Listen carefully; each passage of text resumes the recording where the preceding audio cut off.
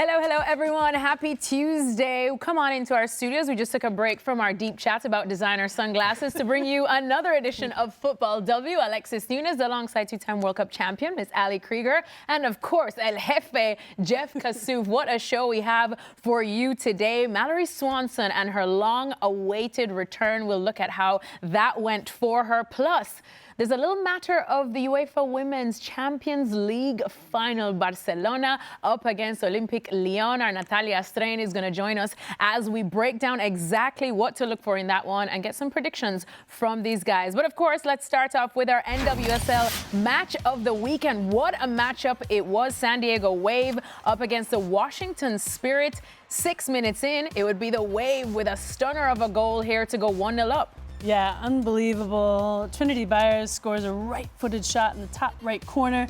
Well done, good take. She had space in front of her, so why not? 33rd minute now, Bernal with a header thanks to the cross from Lacey Santos, and the Spirit are level. Yeah, Bernal, a bit of an unsung hero. I mean, the marking here, you can't have inside the six unmarked like this, but a big goal for Washington in response. Well, that was a big goal for Washington and a big response here from San Diego Wave as nicely they take the lead again. Yeah, and Kimi Ascano scores a header with a cross from Kenza Dali. Obviously, she deserves major recognition too because she's becoming one of the most exciting players in the NWSL to watch. All right, lots to pick up out in this one because we knew that this was going to be quite a matchup. We would learn a couple of things from this one, but now Washington Spirit and their win streak has ended. Ali, what do you want to tackle first? Big statement from Wave?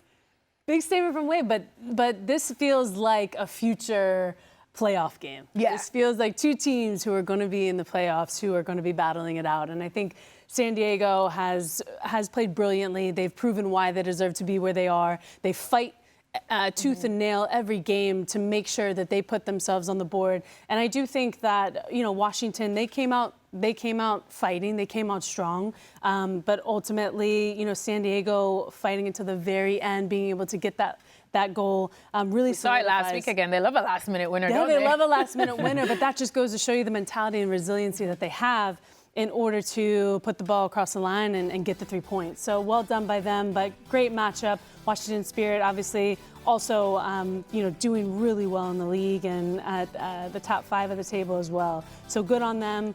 We'll see if they can continue this. Jeff, what stood out to you? A statement win, you think, from San Diego? Yeah, I think what stood out to me was 10 games in now, the lowest possession that San Diego's had in a single match, and that's really, they want the ball. They want to have the ball. They only had 41% in this game.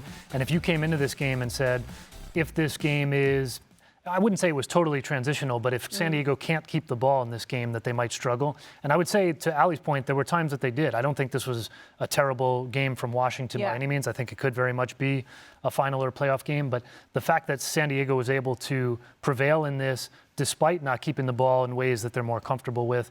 I did ask Jonas Eidevall about this yesterday, and he said, effectively, there's different ways to control the game. Sometimes it's off the ball. So I think it sounded like he felt quite comfortable even in the fact that they didn't have as much of the ball as they wanted.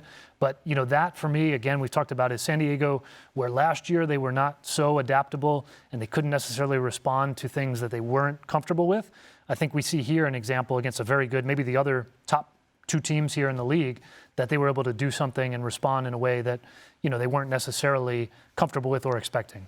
Yeah, I was going to say it is definitely something that San Diego did do right in terms that they fought to the very end, but it's not really what Washington did wrong. They didn't do much terribly wrong, as Jeff pointed out, Ali, but I'm sure they're still going to have a post-mortem and look back at this. What do you think they'll take from it? Yeah, I do think that, finishing the opportunities when they present themselves when they should, right? It looks like the team that they finally found their identity throughout this season, but they have good enough players to be able to put the ball in the back net every opportunity that they create. So I think that if they can do that, then they will stay on top of games confidently because with that mentality that they have too, you could tell that they're having fun with each other. They're playing well. They're sharing the ball. They're making each other look good. They have all the pieces to be a successful team and stay at the top of the table. So I have no doubt that they'll continue to do that.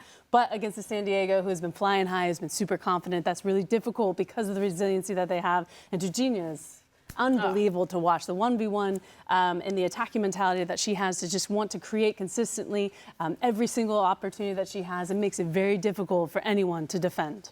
And as I was saying, when we went through the shot sheet and we were going through the highlights, we did mention a Trinity, but it wasn't Trinity Rodman, which is rare whenever we're doing any game that the Washington Spirit are in. But she did play. Of course, there were injury concerns when she did get injured the other day, Jeff, but no issues. No, I mean, what a way to come in, right? I mean, 18 months or so after a major injury to step into that moment, I think for a young player, and really adds to their riches, right? I mean, you look at Dugenia, I think arguably the best player, one of the best players in the league. You've got Ljudmila, you've got Gabby Portillo coming up on the other side. And then, I mean, even Gia Corley coming back into form, I think is going to be a great addition when fully fit in that number 10 role. Kimi Ascanio we've talked about. So then you add Trinity Byers. I mean, it's kind of a wealth of riches there in San Diego. I think this is a team that, you know, again, it's always, I hesitate because this is a league where things change so quickly. I think San Diego got off to a decent start last year and then struggled a bit. So maybe I've got some PTSD a little bit of like getting too high on them. Yeah. But I think they've shown us everything. They've shown us a comeback in Denver. They've shown us winning off the ball against Washington. They've added a variety that I don't think we saw last year.